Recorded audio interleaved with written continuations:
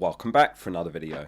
Another really strong game week takes us into the top 10k for the first time this season. 63 points all out, a green arrow to 8k.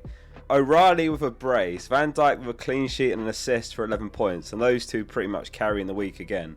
Patience in Van Dijk's well and truly been paid off now. Like when he wasn't putting up the numbers, the points every week, I did maintain in the team selection videos that Liverpool's defensive data has still been really good, and there was a lack of clear alternatives to sell him for personally. However, obviously in O'Reilly's case, I'll hold my hands up, that's incredibly lucky. He was a potential sell just a few weeks ago for me, but then Pep opted to move him into midfield where he's just been unbelievable. 3 goals in 2 games from a defender is crazy. Given his blank in Gameweek 31 as well, I'm hoping that there's pretty low buyer pressure despite the form. I actually bought him for 5.2 mil as well, and he dropped all the way to 4.9 mil. I didn't expect to get any of that money back, but he has risen back up to 5 mil as it stands. Very relieved to have given him the start. It was actually a really close call between him and Mukiele. Mukiele had Fulham home, and he ended up going off injured after 12 minutes. A disappointing week from Rodgers again. Enzo and Thiago as well, they all had great fixtures. Rodgers had Leeds home, Enzo Burnley home, Thiago Brighton home. In hindsight, it was definitely a mistake to buy Rodgers. My gut feeling was that with all the injuries like to Camara, plus Tielemans and McGinn, it would have some kind of negative impact on them. Like we've been here before when Camara gets injured and the Villa results are clearly affected. Lafay had Liverpool home that week, so I felt like I needed to sell him for someone, and it didn't really make sense to buy Dango because he had Arsenal, which was why I went for Rodgers. We haven't got the transfers to chop and change him now. He's set and forget Rodgers till the wild card, which could also be a mistake to be fair, to not sell him to like a Sharda or a Dango. That could be a really good move this week. Anyway, let's have a look at how you got on. Thanks for the submissions. FPL Noah says, in what's been a good season, a terrible game week. I'm sure a few of you will be rolling your eyes watching this one given his rank, but a big red arrow still hurts whatever your rank is. 35 points and a red arrow to 1k. His only proper return was in Bumo's assist. He had Haaland's assist as well, but that would have hurt his rank given he didn't captain. FPL Poland finished on exactly double that with a huge week, 70 points all out. He had the Van Dijk, Munoz and O'Reilly combination. The 3 of those combined for 37 points between them. Huge score. Martz Cruz says, I'm not in a competition with anyone for the worst team, obviously. He got 26 points all out. Massive red arrow to 676k. Not a single return besides Enzo and Semenyo's Defcon, but honestly not a bad team at all. That team could score triple that next week and it wouldn't surprise me. One more. FPL Alert says, Defenders Delight. He's one up to FPL Poland there. So he had Henderson 16 points. He had Van Dijk's 11. O'Reilly 17 points. That's 44 points just between 3 defensive assets, which is absolutely wild, especially in a single game week. So thanks for the submissions. Let's run through the team for Gameweek 28.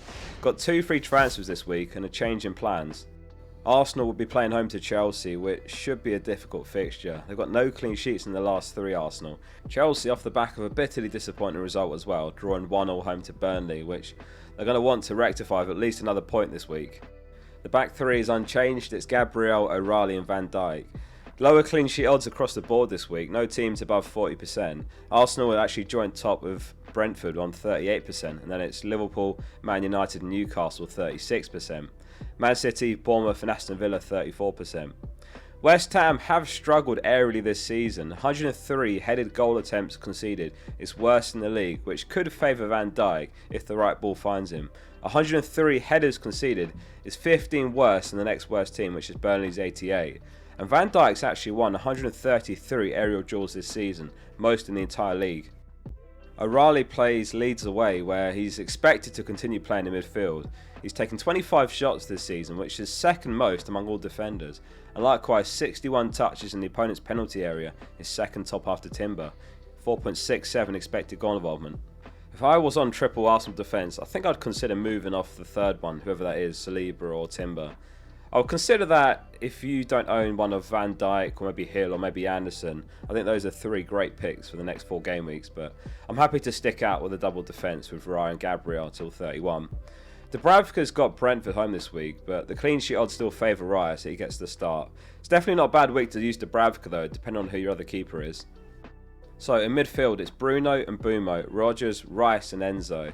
This is going to be my 8th game week this season owning Rodgers, who's yet to get a single return in all 8 games. It's Wolves away, which is a pretty good fixture, but Villa's team strength has definitely suffered with these injuries. They've got 1 win in their last 5 in all comps actually. He's got Chelsea and Man United after this match as well. I'm going to have to hold him until Gameweek 31 though, which is West Ham home.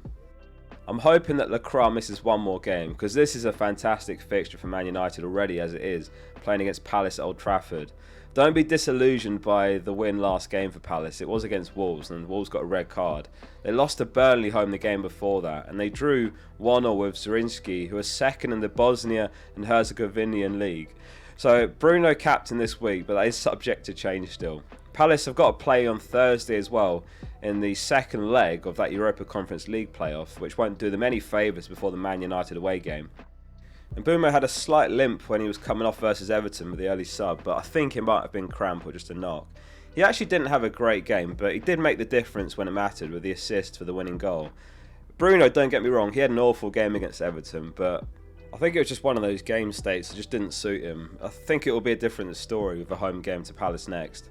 And then it's Rice and Enzo, and they're the two areas of the team where I'm looking to make a move with 2 free transfers. It's just whether to sell both of them now or to get rid of Enzo first with the Arsenal away fixture and keep Rice for the Chelsea home game to stay on 2 free transfers.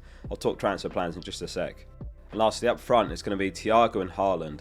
Haaland vice captain this week. It's really close between Bruno and Haaland, I think. I might end up switching still. That Everton game, I just think it was an anomaly for Bruno, and I'm not expecting a bad performance like that next game. He's got the home game, Haaland's playing away. Bruno's only got DEFCON once under Carrick, which is a change. His DEFCONs are just fallen off a cliff because he's playing more advanced basically. In his last 5 games, his DEFCONs are 2, 3, 3, 7 and 8. Bruno got 2 assists in the reverse fixture against Palace for an 11-pointer. If Lacroix is out, I think it's going to be increasingly likely that I go with Bruno. Bruno's got 2.79 non-penalty XGI over the last 6 game weeks, 2.79. Haaland's got 1.88, fairly close still. Though Haaland has returned for 4 games in a row, he's got 2 goals, 2 assists. Who are you guys going with this week? It's Burnley away for Brentford next. They've conceded 22.55 XG in home games, which is worse in the league. So it's a fixture I really like for Thiago, and they're going to be seeking a response after that poor 2-0 loss home to Brighton last game week, where fans were expecting a win if anything.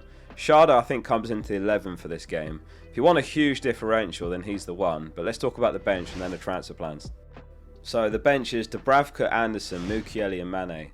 Anderson, a really solid first sub this week, just in case, playing Spurs home.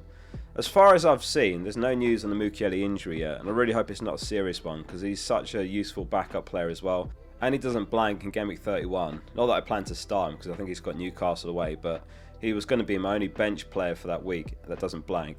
So 2 free transfers, 0.1 mil on the bank. And there's some incredible budget midfielders right now, which is really handy to replace the likes of Enzo and Rice. Some players I'm looking at, there's Wilson, there's Ryan, Tavernier, Dango, Sharda.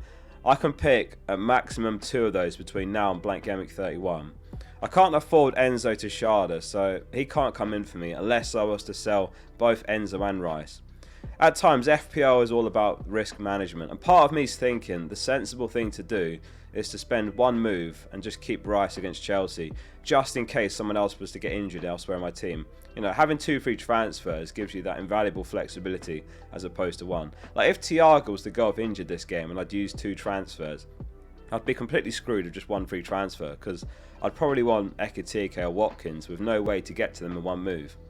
I was looking at Enzo to Dango and Rice to Wirtz, which I've got exact money for, but obviously Wirtz having to withdraw of an injury last game is a little bit off-putting. Will he definitely get good minutes in both Gameweek 28 and Gameweek 29? As a reminder, Gameweek 29 starts on Tuesday, so it's quick back-to-back games for all teams, fast turnaround, and that might affect some players' minutes. I think that rules Tavernier out for me as well. I'd be really surprised if he gets great minutes in both games. The current plan is therefore Enzo to Dango. This gives me double Brentford attack versus Burnley, and obviously the nice fixtures that follow. And as I say, Burnley are worst in the league for expected goals conceded in home games. Chelsea home, not the worst game in the world for Rice either. Like, he's always got a fair shot at DEFCON or an attacking return. He's actually hit DEFCON his last 4 games in a row. He's done it 13 times this season, plus he's got the 12 goal involvements, 25 returns if you include DEFCON. I don't personally think Wilson is that much better than Rice this week, so instead, with 2 free transfers, the current plan is to spend 1 now in Gameweek 28, which will be Enzo to Dango, and then in Gameweek 29, Rice to Wilson. Wilson's got West Ham home in Gameweek 29, and then he's got Forest away, and then he's got Burnley home, and then I'd wildcard after that in Gameweek 32. So that's the plan, Enzo to Dango and roll the other transfer. If you'd like to follow my team for the rest of the season, hit subscribe below, it's completely free. Thanks for watching and see you soon for the next one.